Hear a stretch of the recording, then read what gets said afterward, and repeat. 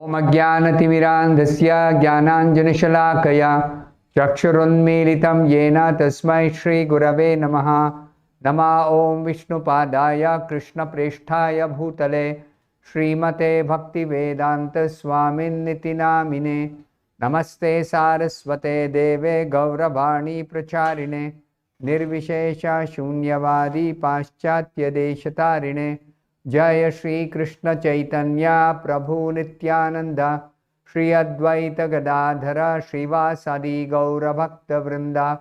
Hare Krishna Krishna Krishna Hare Hare Hare Rama Rama Rama Hare Hare. Welcome to all the devotees for this exclusive question answer session. I have 2 questions already. You can post more questions on the live chat and I'll try to answer them in the next 1 hour. So here's the first question. Srila Prabhupada says, if one chants Hare Krishna Maha Mantra for 50 years, one becomes perfect. Please tell me the meaning of this statement.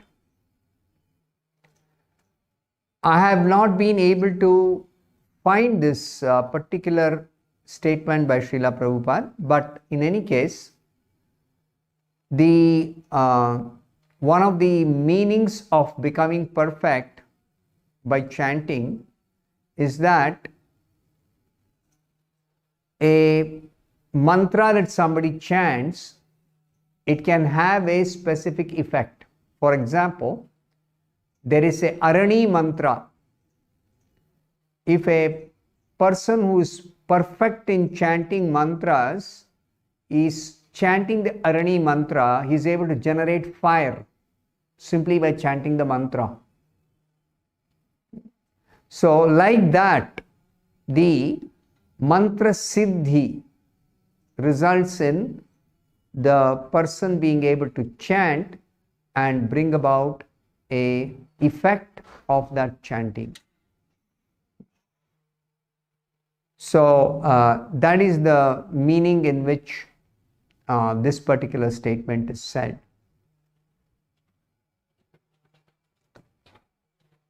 Next question. What is the meaning of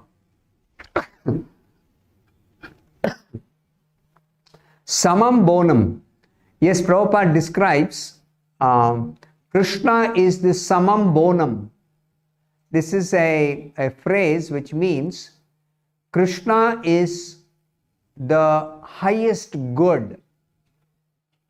Krishna is the supreme well-wisher or supreme good for everyone universally. That's the sense in which it is used, samam bonam. Next question. During book distribution, if someone disrespects our books and us due to their ignorance and ego, how should we react? Please advise. Now, when we go out for book distribution, we meet all kinds of people. We may meet different kinds of people. And yes, most of the people are in ignorance about who is Krishna or what are the books or what is spiritual life itself. Or they may have some misconceptions or previous bad experiences with some sadhus or spiritualists or whatever. So it is to be expected that not everyone will react in a favorable way when you approach somebody for showing a book or requesting them to buy a book. So you should be ready, mentally prepared that some people may not respond favorably, and just leave that person alone and don't take offense. Don't become upset, don't become disappointed, don't become angry, don't feel hurt. What do I mean by don't feel hurt? Every single thing any person says, we don't take it to heart. So we should be discriminative. Whose words we take very seriously, we take it to heart. So people who are ignorant or people who are or some unknown strangers, if they say something, don't take it to heart, which is unfavorable. If they say something unfavorable, don't take it to heart.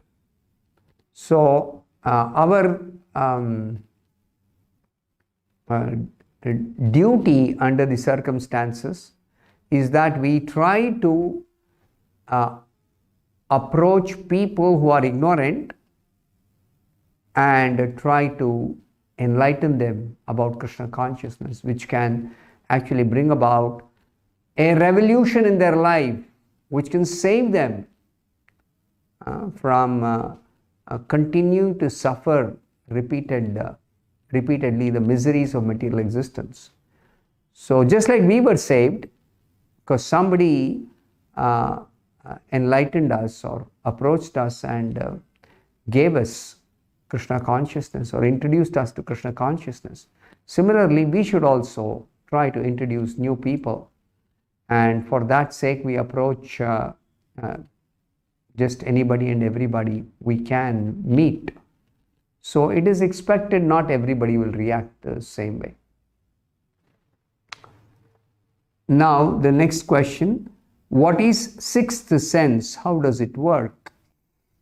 When the term sixth sense is used, it is beyond our ordinary sense perception. If we look at a person or we see somebody's behavior or reaction to certain events or incidents or statements, we have got what is called as an intuition by which we may be able to discern what's actually there in the person's mind or what's going on in the person's mind.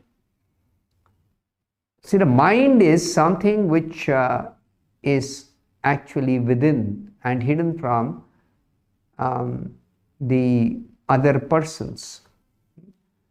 So, the sixth sense is an intuition by which we can understand somebody's mentality or understand somebody's inner feelings, even though they may not express it externally, etc. This intuition, it is developed by having sufficient experience in dealing with different kinds of people and being able to understand when they are silent or when they say something, what do they actually mean, or what may be going on in the mind, even though they don't display certain external behavior, external reactions. What may be going on in their mind?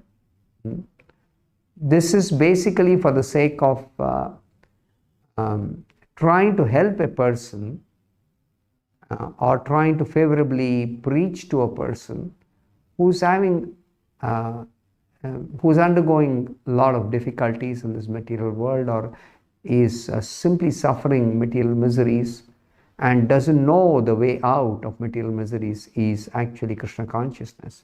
Such a person, when we try to approach, try to preach, try to help out, then this intuition helps us to respond to that person's behavior in a favorable way, helps us to respond properly to somebody who's a stranger, to save that person, to help that person, to get that person out of the material suffering. Next question. What is the best profession one should have in the present time to practice bhakti and have decent earning? In terms of best profession, rather than best profession, I would say, what kind of profession is acceptable? Because for different people, they may have different kinds of attitude or different kinds of likes or dislikes regarding different professions. Or somebody may be comfortable doing something which specifically they have got a skill. So in any case, what is acceptable for somebody who is serious about practicing bhakti is never to take up a profession which involves sinful activities. Never to take a profession which indirectly may implicate you in sin. To give an example, supposing somebody works in a meat factory, and the person who's working there may be a pure vegetarian, maybe a good soul.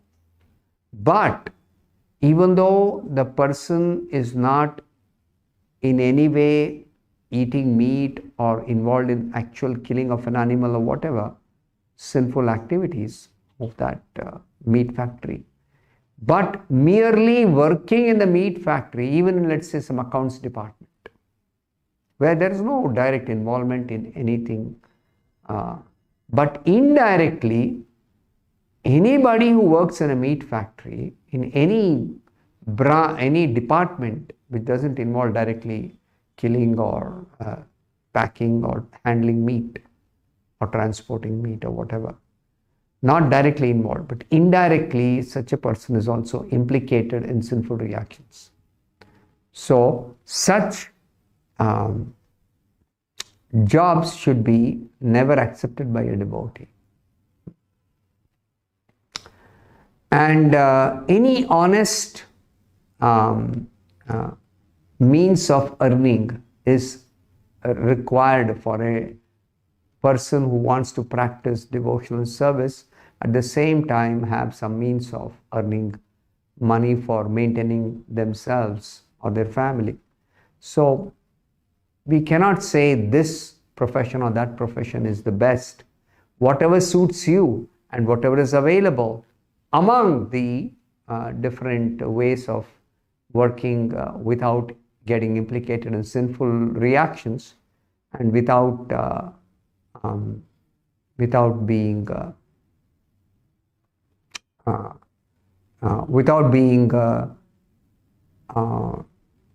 made to work for 18 hours a day or 20 hours a day, where you don't get any time for practicing daily some devotional activities. If you are in such a job, that is also not advisable, because what is the use of working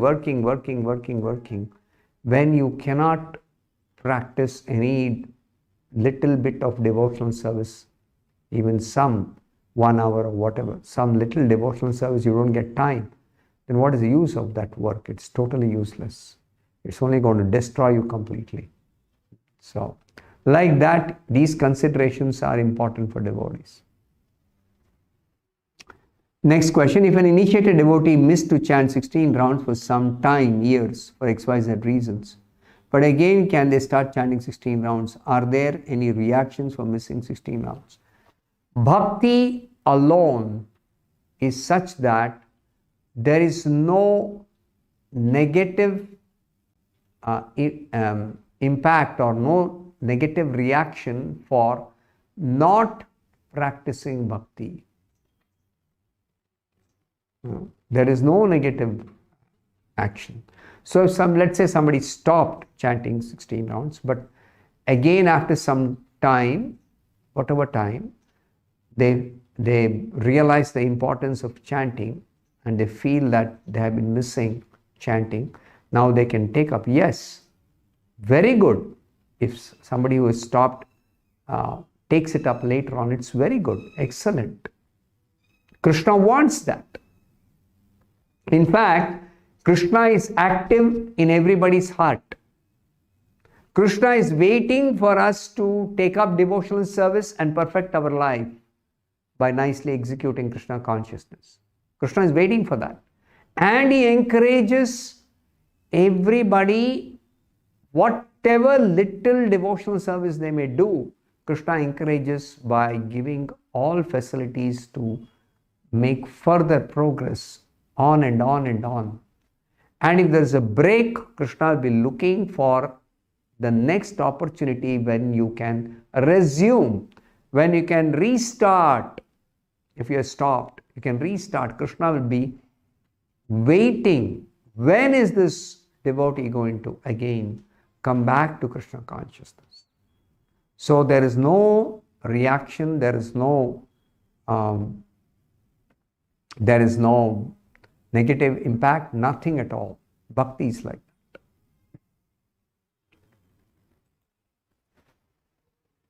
Next question. Generally, devotees don't praise themselves.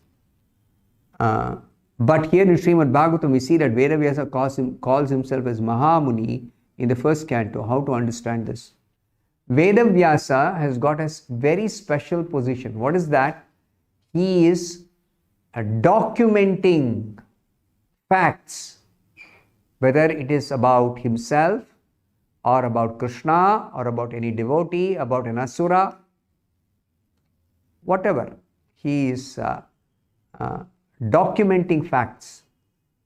So, when he has to write, what is the position of Vyasadeva? He himself has to write his position. He is Mahamuni. Just like Krishna says in Bhagavad Gita, I am the Supreme Personality of Godhead. I am the source of everything. Aham sarvasya prabhavo. That's not a conceited statement by Krishna. Krishna is just stating the fact. So, whether Krishna or a pure devotee or Vedavyasa, anybody, if they have to state facts, they will never hesitate to do so. They will never hesitate to do so. Of course, they don't want to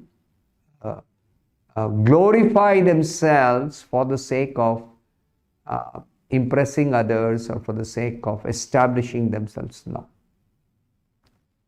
But stating facts for the sake of enlightening people who are in ignorance, they will state facts without any pride, without any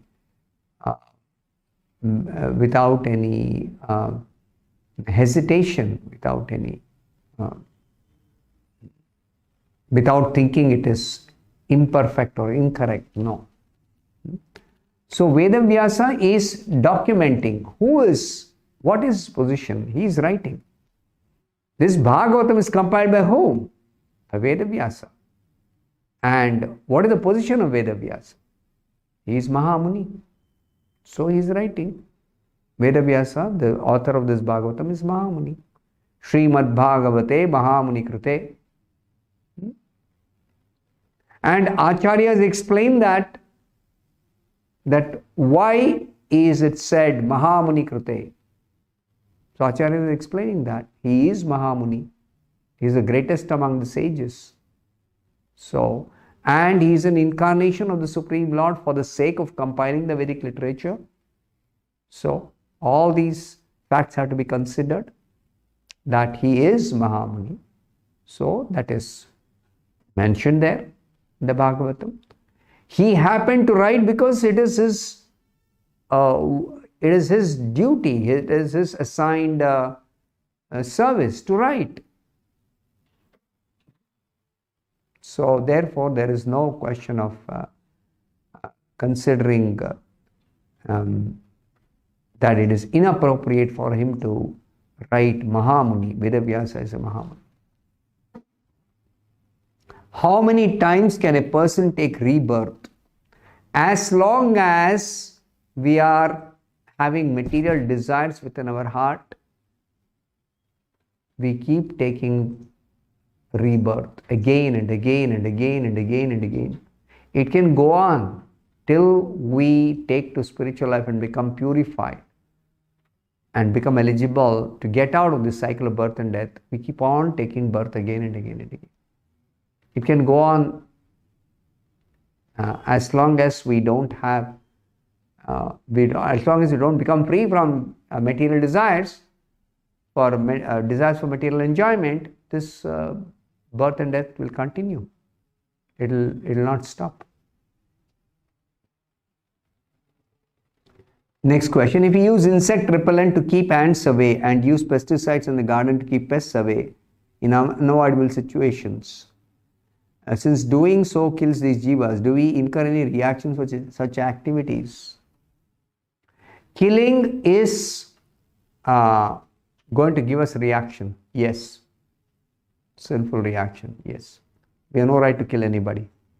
But it's not the same reaction whether somebody kills an ant or somebody kills an animal or somebody kills a human being or somebody kills a brahmana or somebody kills a devotee. The reaction is not same or it's not equal. There are considerations. What is the severity of that sinful activity? So, certainly in order to keep ants away, if somebody is using a repellent means you are driving away that insect or creature. Don't come here, go somewhere else. So that is not sinful. That is not sinful at all, because that will just make that creature go away somewhere else, not come. It's just like if somebody has a screen which will not permit insects to come in, and instead only will allow some air to come in, like that. So that is not in any way sinful, because it's not harming the insect or the pest. But to kill pests is not so much advisable. So pest repellents, just like in organic farming they use neem spray.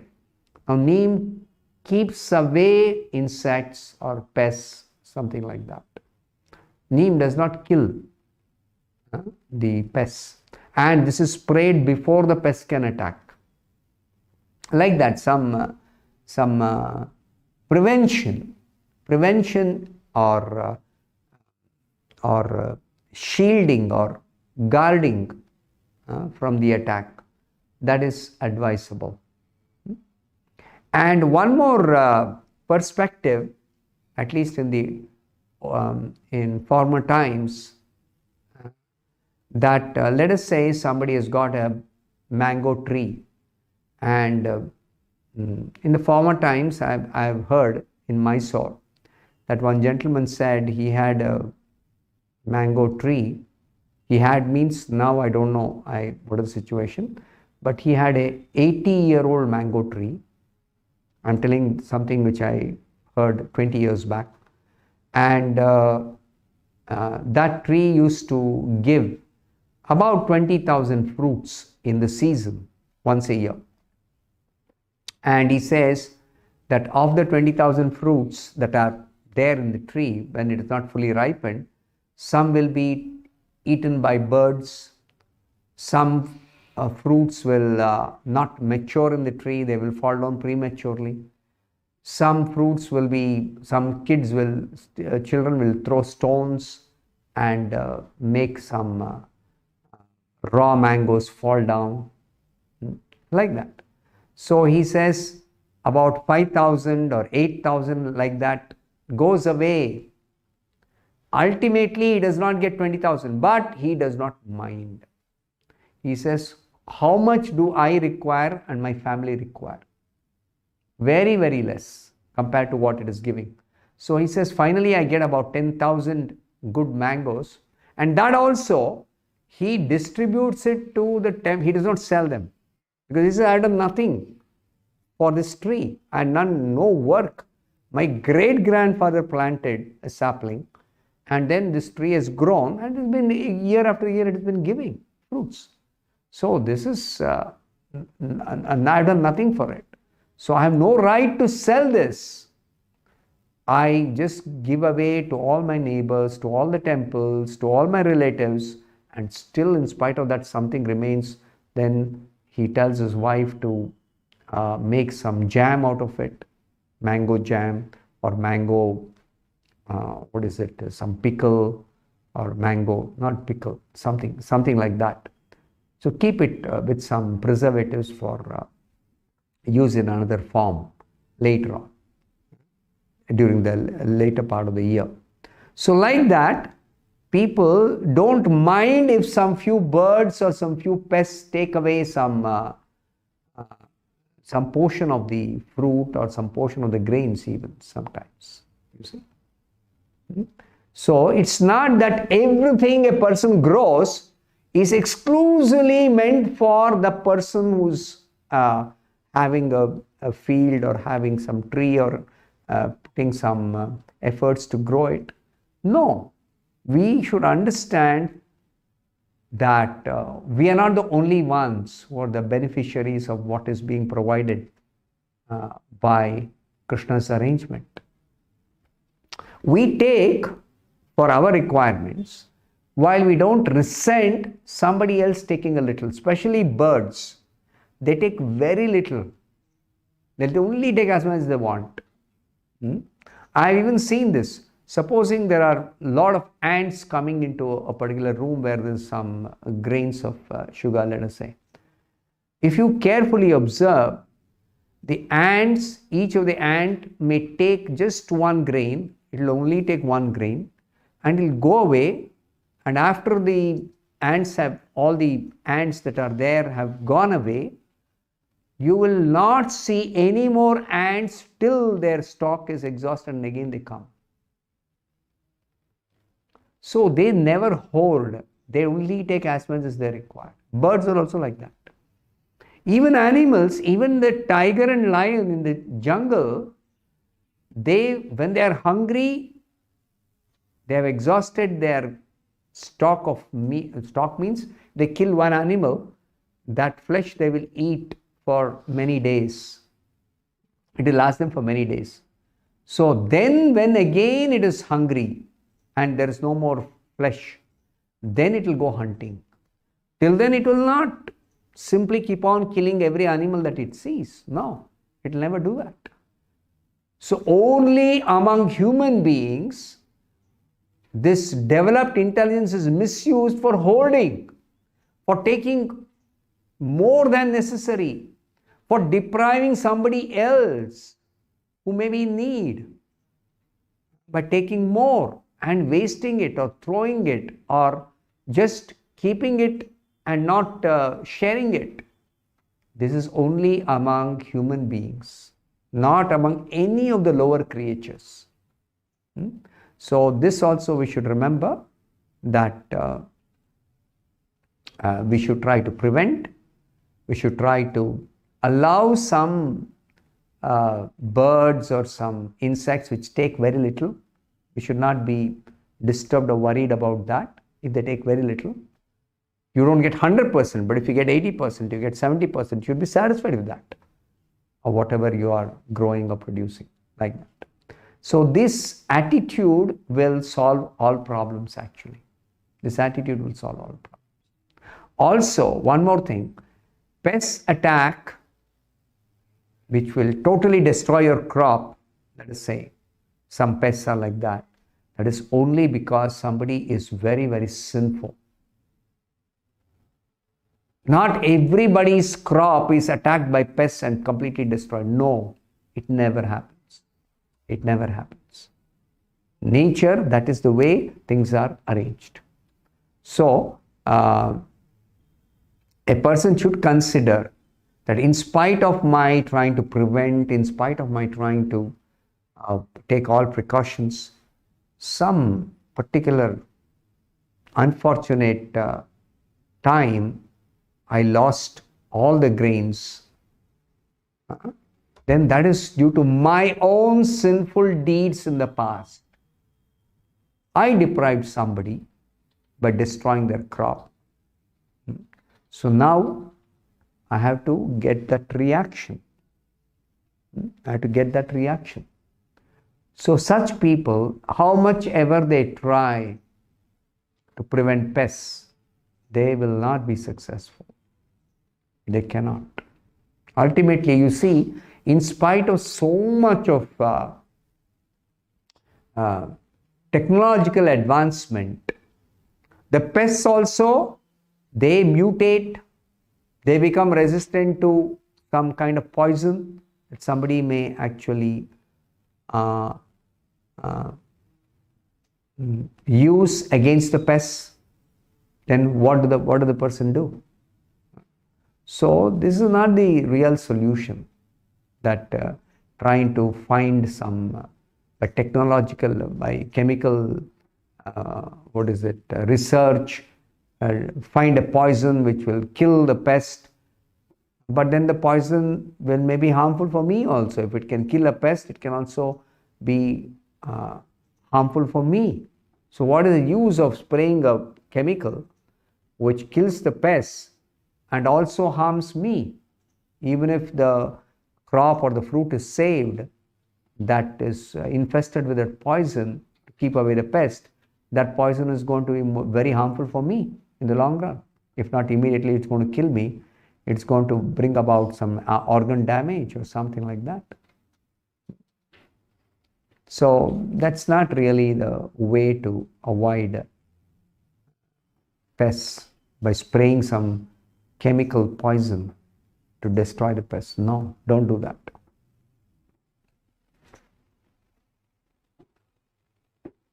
Next question, why do women refrain from temple activities during menstruation, whether it is prescribed in scriptures? Yes, scriptures prescribe certain rules for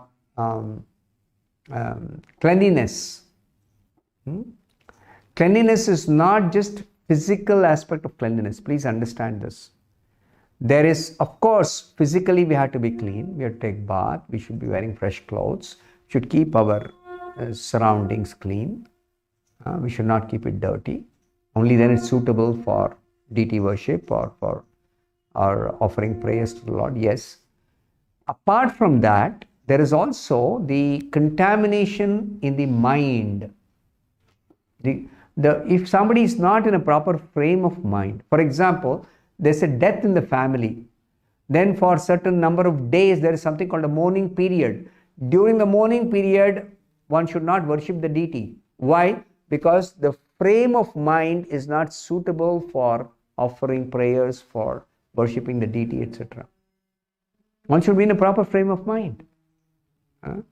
It is just like if I invite you to my house, you are my guest, you are my invited guest. When you come inside, I should respond properly. I should welcome you. I should offer you a seat. Supposing I don't welcome you inside, is that proper? Having invited you, when you actually come, if I don't properly bring you inside my house, don't properly offer you a seat, will you be in a frame of mind to accept? Will you be happy about my behavior? Will you want to take whatever I may give, even though I don't behave nicely with you? No. So, Supreme Lord is not at all in need of any of our service. It is for our benefit that scriptures are advising us. You pray to Krishna, you offer something to Krishna, but that is for the sake of awakening our dormant Krishna consciousness. For our benefit, not for Krishna's benefit. Krishna is Atma Rama, is completely, fully self-satisfied. So coming to this question, during menstruation, women are unclean. So therefore, they have to restrain from specifically deity-related activities. But chanting Hare Krishna, there is no restriction. In fact, scriptures say, always chant, Kirtaniya Sada Harihi, Satatam Kirtayanto Mam. As far as chanting the Supreme Lord's holy names, describing his activities as it is described in the Bhagavatam, hearing about his glories from somebody who is describing his glories or reading from the Bhagavatam, all these activities, there is no consideration of your state of cleanliness or your state of mind, nothing. For these activities, there is no such consideration. In fact, it is prescribed in the Shastra. You must try to come to the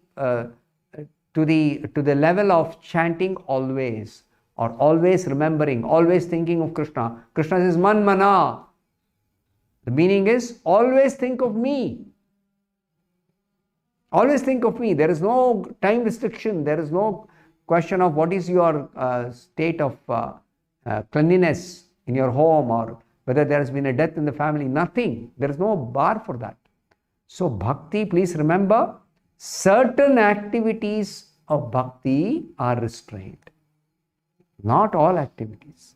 Especially chanting and hearing is an activity which should be done by everyone all the time.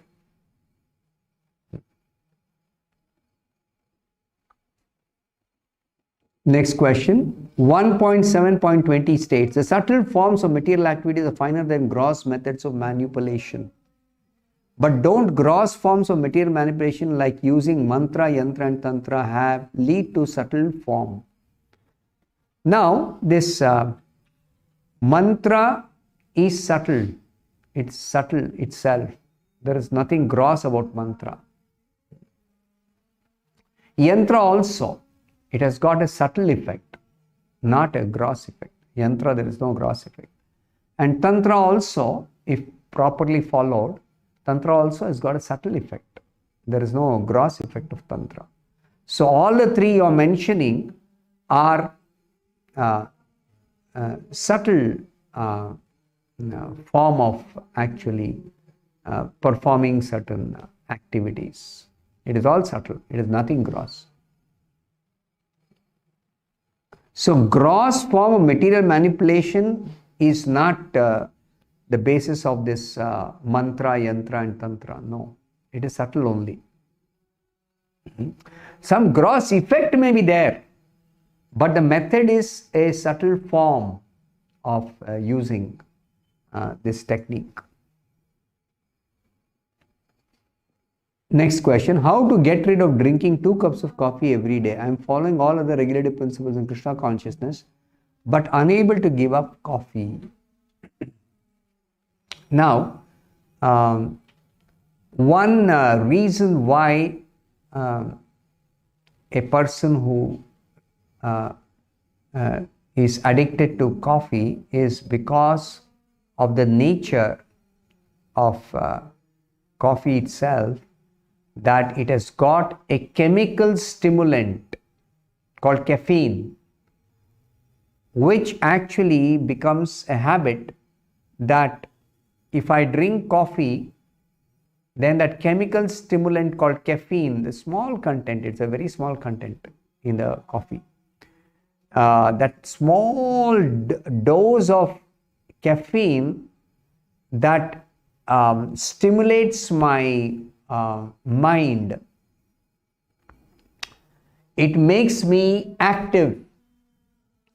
Now, this form of stimulating the mind to become active or to become enthusiastic about doing some routine duties or whatever is actually harmful for the body. It is harmful for the mind, because mind develops what is called as addiction. Addiction means I cannot live without it. I cannot begin my day without drinking a cup of coffee. So this chemical dependence for doing our duties, for getting some impetus to do some activity, some motivation to do some duties is very wrong. It's very wrong. It's very dangerous. And certainly any form of addiction is never going to help us to practice spiritual life. It is against spiritual life. All forms of addiction are against spiritual life. So therefore, you have to first of all get convinced that this chemical stimulants, which is we call intoxications, either mild or strong intoxication, whichever it may be, Such stimulation is, in the long run, it is very bad for our health, and it is never helpful for spiritual activities to be practiced. Even though somebody may try, I will chant, I will read, I will worship, I'll do everything, but I cannot stop coffee. Actually, if you really want to stop, without thinking that there will be any difficulty or anything you may be missing in your life, without thinking like that. So you get, first of all, convinced it's not required, it's not necessary for getting that motivation. Simply by chanting Hare Krishna, you can get motivation to do your duties, to do any spiritual activity, to become inspired. Chanting Hare Krishna is the best, and it simultaneously also has got spiritual benefits. It purifies your consciousness. It leads to attraction for Krishna. So, instead of adopting the means for getting some impetus or motivation to do activity by drinking coffee, you replace coffee with chanting Hare Krishna. Don't consider them as two separate activities meant for two different purposes. No. Don't look at it like that. Simply you have to replace coffee with chanting Hare Krishna. So, in the beginning, when somebody is habituated, we say gradually try to reduce. That means, if let's say today somebody begins Krishna consciousness, then we say for some time you may not be able to immediately stop, so let it parallelly continue. You start chanting and don't worry so much about stopping coffee if you have difficulty in stopping coffee. Okay. Then after some time we'll say you should stop. It'll be very easy for you to stop, but let us say you can't stop completely. Then at least reduce. If I reduce, then I get headache. That headache will come for 1 or 2 days or 3 days, that's all. But when you get headache also, you chant at that time when you get a headache and try to get relief from the headache. Because it is strictly something which is a reaction due to the chemical system inside the body is used to working based on some chemical stimulus. So in the absence of the stimulus, you feel like that. Oh, I'm getting a headache. I'm not getting motivation. I feel very lazy. So many things you may find negative when you stop coffee. But all those negative things are completely wiped out if you simply replace coffee with chanting Hare Krishna. And you should be convinced that it will go away with time, with little time. It will not instantly work. Supposing today I stop. Till yesterday I was taking. Today I stop. Or I reduce. I don't even say stop abruptly. 2 cups, make it 1 cup. That 1 cup also, instead of taking 1 cup at a time, take half a cup one time and half a cup another time. So that little less quantity may still work. So you go on reducing. And then as you're reducing, you also are substituting that reduced intake of coffee with increased chanting of Hare Krishna. So that will also compensate, more than compensate. And then it becomes very easy when you go on reducing, then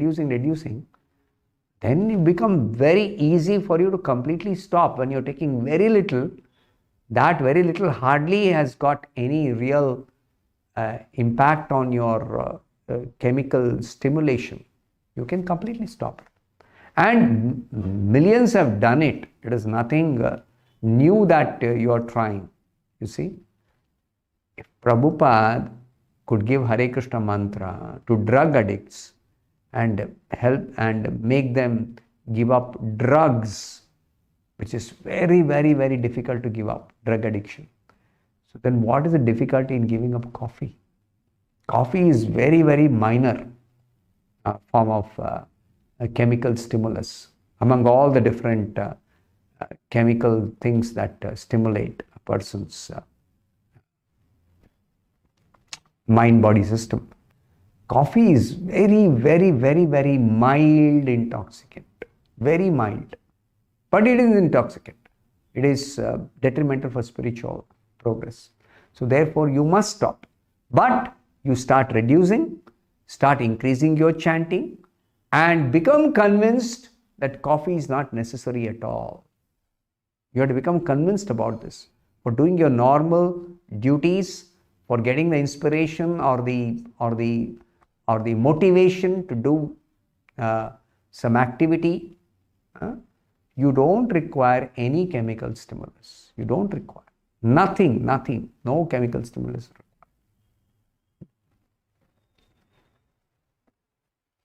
Next question. How a housewife can perform devotional service besides listening to Bhagavatam and chanting if her family members are not in Krishna consciousness? Now, devotional service means chanting itself is devotional service. Reading Bhagavatam or hearing Bhagavatam itself is devotional service. So, whatever possible devotional service somebody can do while these situation may not be very favorable for doing all the time different varieties of service, then continue to do whatever is possible and pray to Krishna that I want to do more, but my family members are not cooperative or my situation is very, very unfavorable for doing more. Then Krishna will change your situation. A sincere prayer to Krishna, Krishna will 100% respond, and miraculously things will change in your life. Miraculously it will change. It is beyond our own ability to change situations or circumstances always. We try, but we may not succeed. But Krishna, he can do anything. He can make miracles happen. Impossible becomes possible when Krishna actually takes up to do something. So for Krishna, nothing is impossible. So you pray to Krishna, and you should be always having that strong desire within you to increase your devotional activities. You should be having this strong desire. And you should pray to Krishna and wait patiently when Krishna is going to make that happen. In the meantime, whatever you are able to do, if you are doing that, that itself will actually be the cause for your rapid progress. Rapid progress. So with progress, things will change. Things will definitely change. So you be assured of that. But never think that because I am not able to do as much as I want to do, I will not do at all. Don't have that attitude. That is a very wrong attitude. Sometimes people say, oh, I can't chant 16 rounds, so I will not chant. No. If you can't chant 16 rounds, if you are able to chant 5 rounds, please chant 5 rounds. Don't miss chanting 5 rounds. And those 5 rounds will take you to the next level. It may take some time, but Krishna is very, very active in everybody's heart. And Krishna is just waiting to actually extend his help. Because ultimately, devotional service is what is to be done voluntarily by one's own initiative, not forced by anybody, not forced by even Krishna. No. Krishna does not force, neither can anyone else force you to do bhakti. It is your individual initiative. And you have to actually strive, you have to take up. Of course, you get inspiration, you hear from others who are practicing, and you develop a determination, you understand, all that is there. But ultimately, let's say, I cannot chant for you. Let's say you are not able to chant. You will say, Swamiji, please chant for me. That is never going to work. As much as I cannot eat for you. Supposing you are hungry, I cannot eat food and your hunger is satisfied. No, it never works. So you have to eat. Similarly, you have to chant for your spiritual advancement. You have to chant. So like that. So you have to have that desire. You have to pray to Krishna, and till Krishna actually changes your situation or makes it more favorable, you continue to do whatever you're doing. Next question. Can one advance in devotional service with the same speed outside the temple by following all rules and regulations, chanting more rounds, etc., as one advances in temple? Yes, it is possible. There is no such thing written in the scriptures that one has to live in a temple only. No such thing. Living in a temple is more favorable than living outside. If you can live in a temple and practice bhakti, do so. If you cannot, you still practice bhakti wherever you are living. In fact, there is a verse in the Bhagavatam 10th canto 14th chapter, Sthane sthita shrutigatan tanuvan manobhi. Especially in Kali Yuga, the circumstances and the situations outside, externally, are not at all favorable for everyone to join a temple or everyone to be in a holy dham and only do spiritual activity. No, it is not at all favorable like that. So therefore, the Shastra says, Sthane sthita, you remain in your position. But make small adjustments to be able to chant, to be able to do some reading, to be able to offer some food and take prasadam, like that.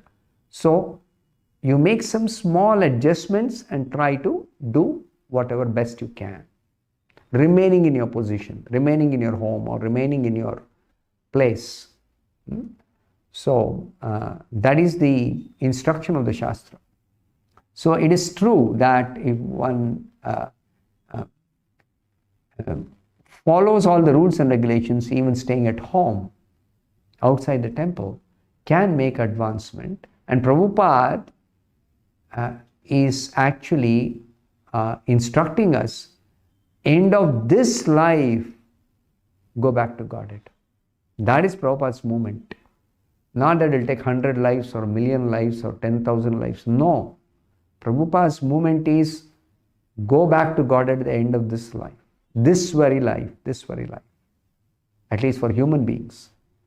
This very life. It's not true just for human beings, but at least human beings can be assured, if I practice properly the rest of my life, whatever Prabhupada has instructed, I will definitely go back to Godhead.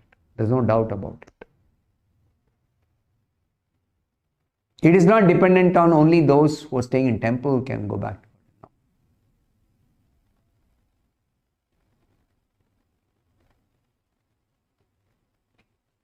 No. Does karma affect one's buddhi?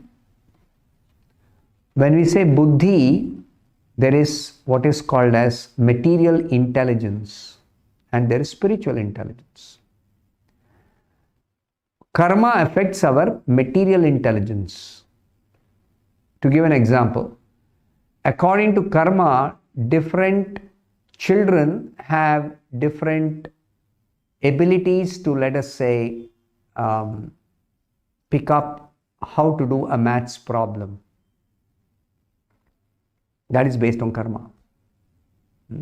But irrespective of whether somebody is very intelligent in solving maths problems or not having sufficient intelligence to solve difficult math problems, both of them or all of them can start chanting Hare Krishna and make spiritual progress, irrespective of their karma.